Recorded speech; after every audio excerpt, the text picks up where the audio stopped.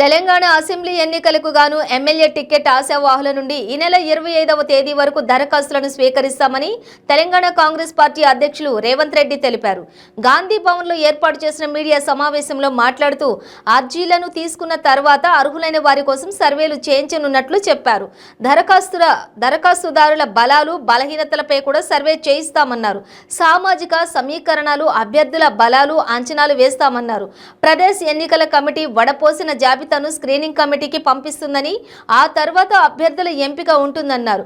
అక్కడ కూడా అభ్యర్థి విషయంలో ఇబ్బందులు ఏర్పడితే సిడబ్ల్యూసికి పంపిస్తామన్నారు.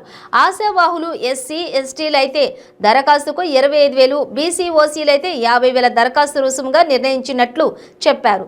దరఖాస్తు రుసుమును పార్టీ కార్యక్రమాలకు మాత్రమే వినియోగిస్తామన్నారు. ఈ నెల 25 తర్వాత స్క్రూటినీ ఉంటుందని అన్నారు. 18 తారీఖు నుంచి 25 తారీఖు లోపల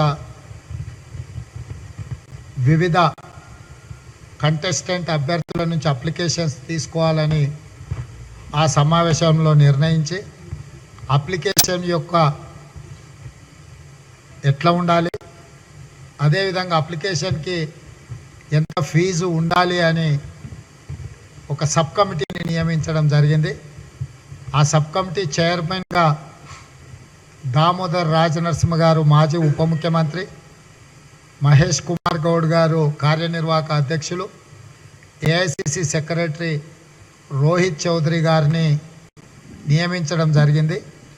వారిచ్చిన అప్లికేషను అంటే నమూనా అప్లికేషన్ని, అదేవిధంగా ఫీజు ఎంత ఉండాలనో కూడా వారు రికమెండ్ చేసిండ్రు.